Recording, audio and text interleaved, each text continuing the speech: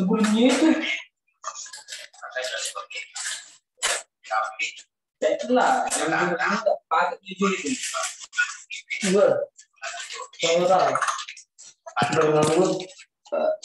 Berikan semua ya. Ya udah rusak-rusaknya. Gak apa-apa ya.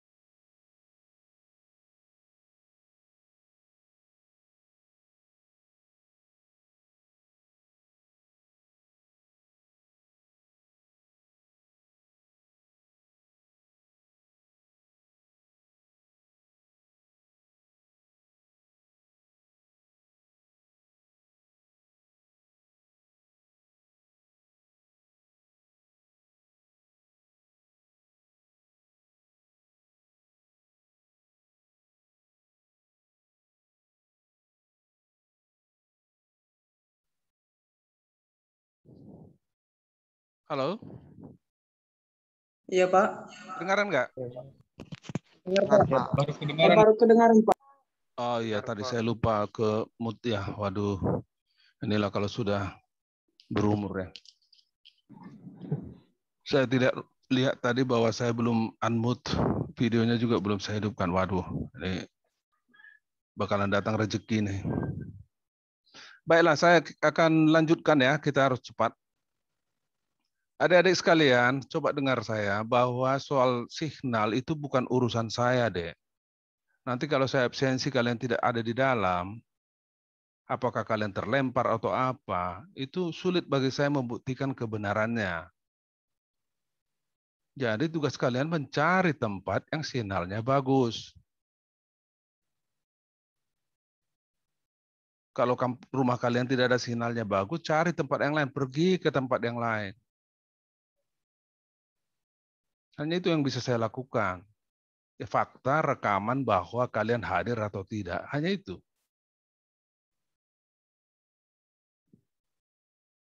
Jadi nggak usah kalian kirim ke saya alasan kalian sinyal Pak segala macam, nggak ada alasan buat saya seperti itu.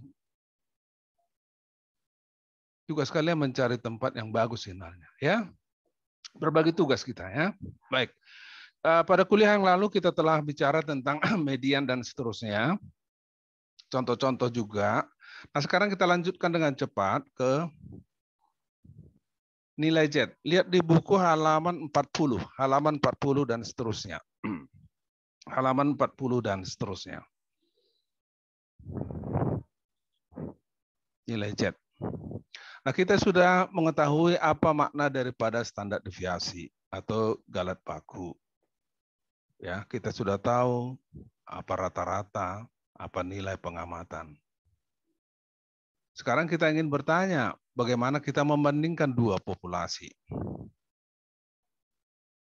Membandingkan pengamatan dari dua populasi. Berarti posisi relatif dari suatu nilai pengamatan. Nah, yang dibandingkan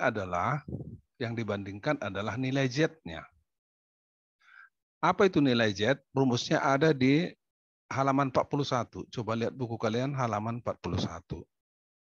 Z sama dengan nilai pengamatan dikurang dengan mu dibagi dengan standar deviasi atau galat baku.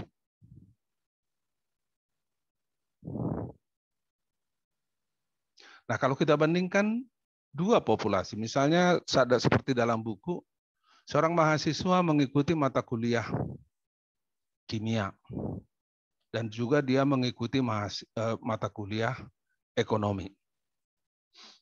Dia mempunyai nilai 82 di mata kuliah ekonomi dan 89 di mata kuliah 82 di mata kuliah kimia dan 89 di mata kuliah ekonomi. Pertanyaan buat kita, bagaimana prestasi relatif dari mahasiswa ini? Apakah prestasinya lebih baik di mata kuliah kimia atau lebih baik di mata kuliah ekonomi?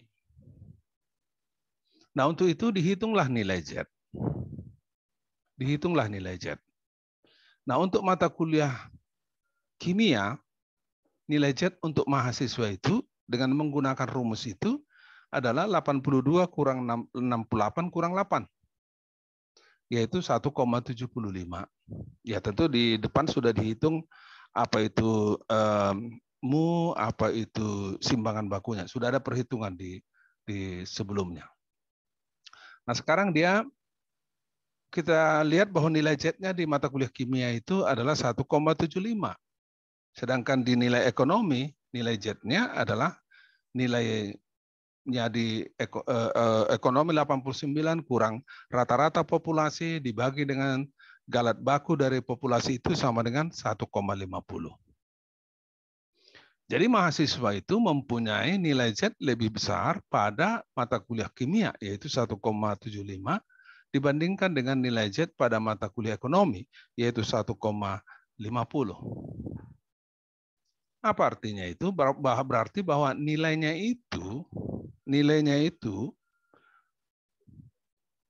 menyimpang sebesar 1,75 dari simpangan baku atau 1,75 simpangan baku dari di atas nilai tengah. Jadi 1,75 simpangan baku di atas nilai tengah. Sedangkan pada mata kuliah ekonomi dia mempunyai nilai 1,5 simpangan baku di atas nilai tengah. Itu berarti apa? Lebih jauh dia dari rata-rata populasi pada mata kuliah kimia. Artinya lebih bagus prestasinya pada mata kuliah kimia daripada mata kuliah ekonomi. Nah, contoh yang lain dapat kalian lihat di teladan 14. Ya. Contoh yang lain dapat kalian lihat di teladan 14. Nah,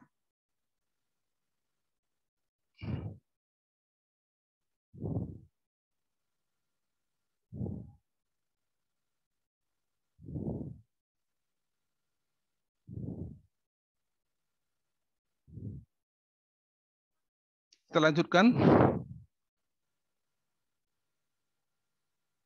dengan bab yang baru, yaitu bab 3 dalam buku pendeskripsian data. Coba lihat bab 3 halaman 47 dan seterusnya. Di awal perkuliahan ini kita telah definisikan bahwa kegiatan dari statistik itu atau tujuan dari statistik itu mendeskripsikan data supaya data itu bermanfaat dan dapat dimengerti. Caranya adalah dengan menggambarkan ciri khas data tersebut. Dan digambarkanlah, dideskripsikanlah, disampaikanlah bagaimana keadaan data itu. Data itu dapat disampaikan dalam bentuk tabel, misalnya tabel 31. Bagaimana bobot kilogram dan berapa orang yang berbobot, berapa yang berbobot seperti itu. Tabel 32 juga dapat di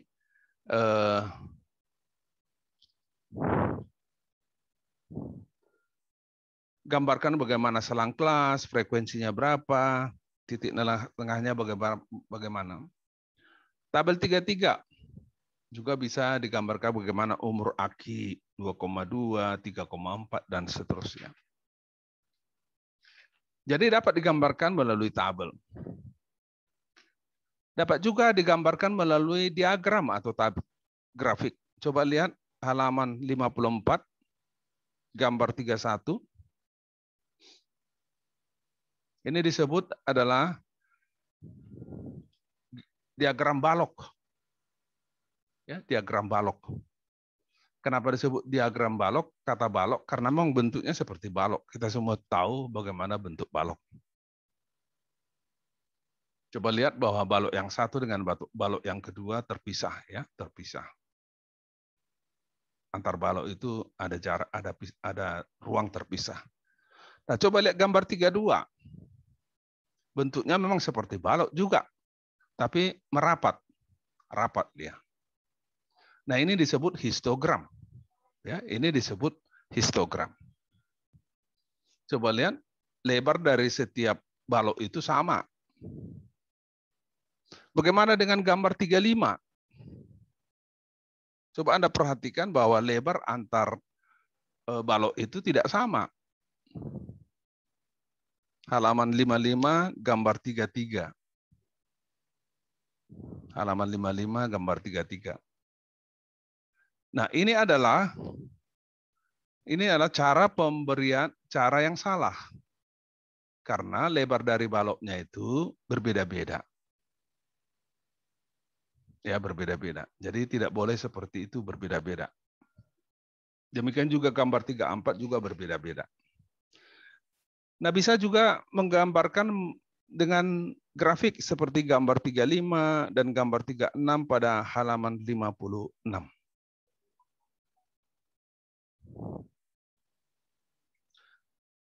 Ya.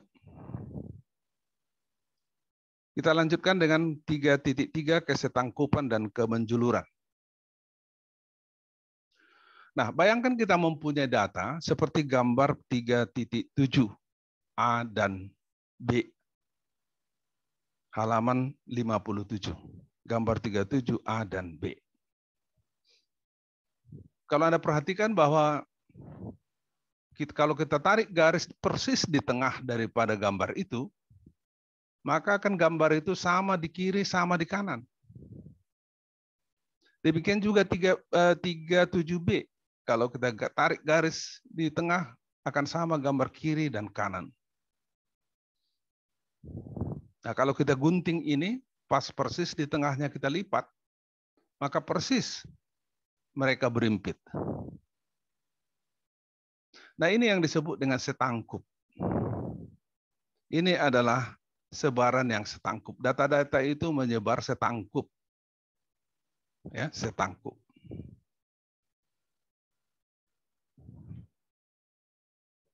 Jadi baik gambar 37A dan 37B disebut adalah setangkup. Bahasa lainnya adalah simetris. Nah, gambar 3B itu bentuknya seperti lonceng, gitu ya, seperti lonceng.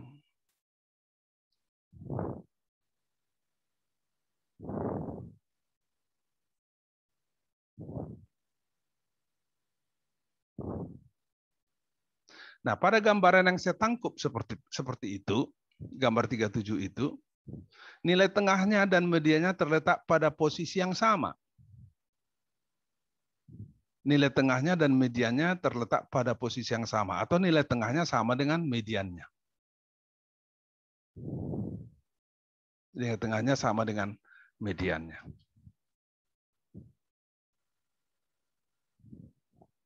Coba perhatikan gambar 38A dan 38B halaman 57 itu di bawah. Sebaran data itu pada gambar 38A itu menjulur ke kanan.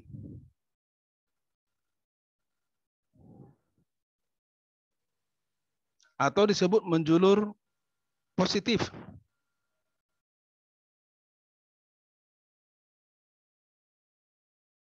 Sedangkan yang 38B disebut menjulur ke kiri atau menjulur negatif.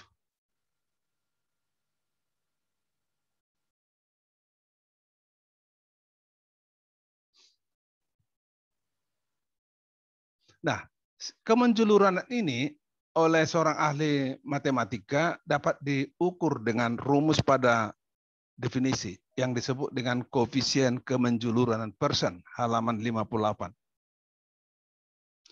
Rumusnya adalah untuk contoh SK sama dengan 3 kali rata-rata dikurang dengan median dibagi dengan galat baku.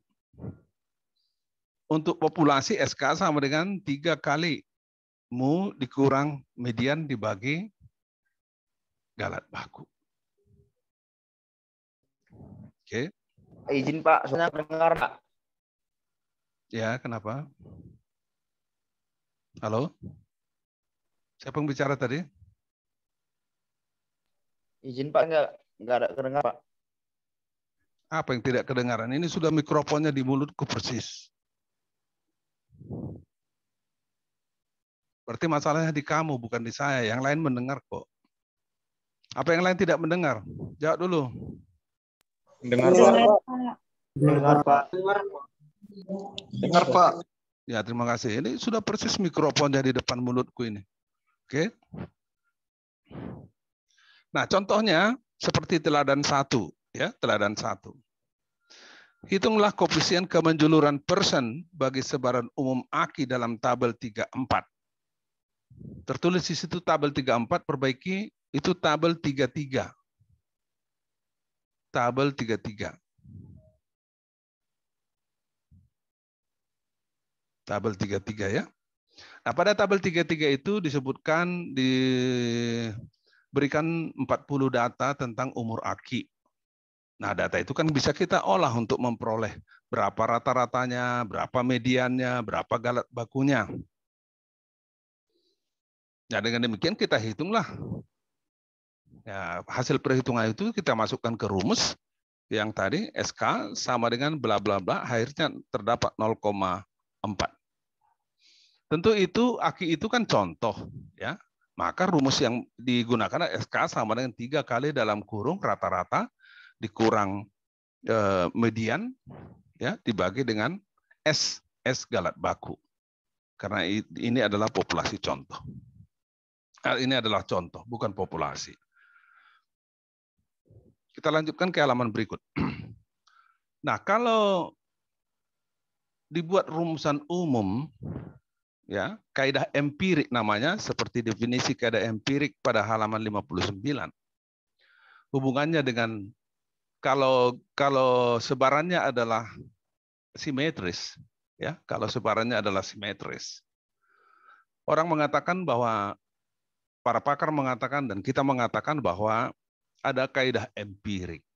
Misalnya kalau digunakan suatu angka-angka simpangan baku. Nah, 68% pengamatan terletak dalam satu simpangan baku dari nilai tengahnya. 95% pengamatan terletak dalam 2 simpangan baku dari nilai tengahnya. 99,7% pengamatan terletak dalam 3 simpangan baku dari nilai tengahnya. Sekali lagi, ini adalah pada kasus sebaran setangkup tadi atau simetris atau bentuknya seperti lonceng tadi. Nah, contoh-contohnya ada dibuat di dalam buku tersebut. Ya, contoh-contohnya ada di dalam buku tersebut. Teladan 2 juga bisa kalian baca, kalian latih nanti di teladan 2 halaman 60 bagaimana menghitung ya harga-harga dan seterusnya sesuai dengan plus minus daripada berapa galat baku yang digunakan. Kemudian pendeskripsian data juga bisa persentil, desil, dan kuartil seperti halaman-halaman yang berikutnya.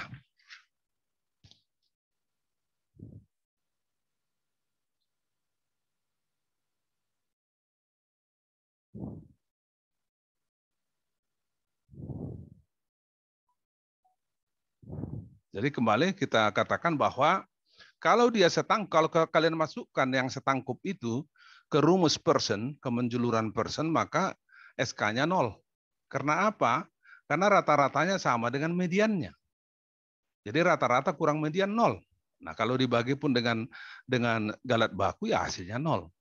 Nah, kalau dia menjulur ke kanan maka SK-nya lebih besar dari 0.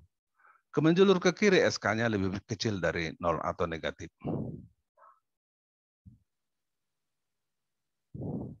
Ya, kerjakan soal-soal ya.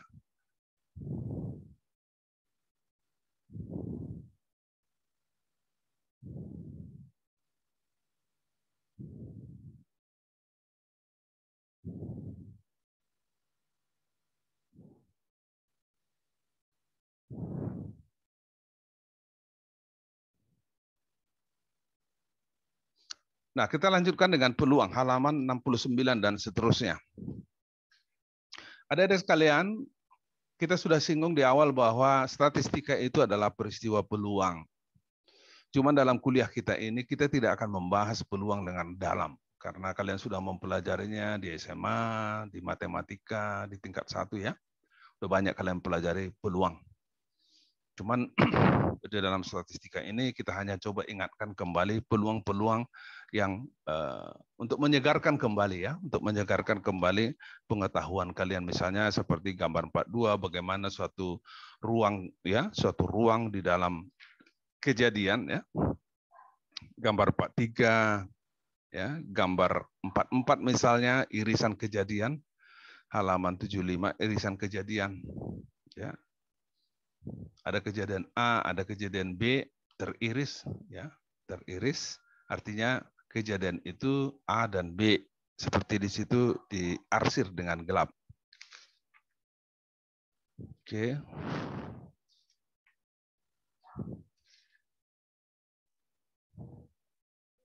Nah, yang lain barangkali yang sangat penting adalah diagram Venn seperti halaman 81. Ya, diagram Venn halaman 81. Ya, pada diagram Venn ditunjukkan anggota-anggota yang mana teriris dengan yang lain, ya, mana teriris dengan yang lain.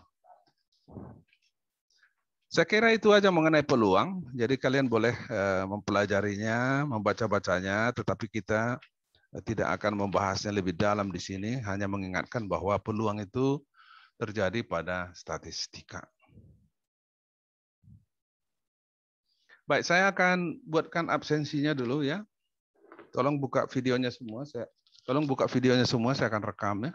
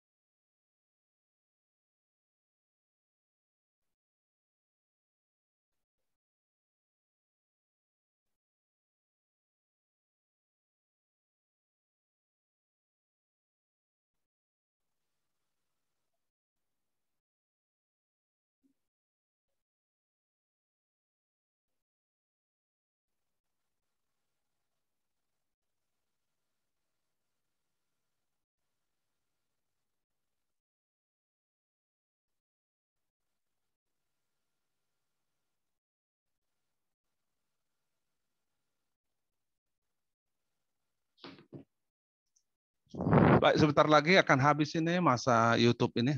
Ada pertanyaan?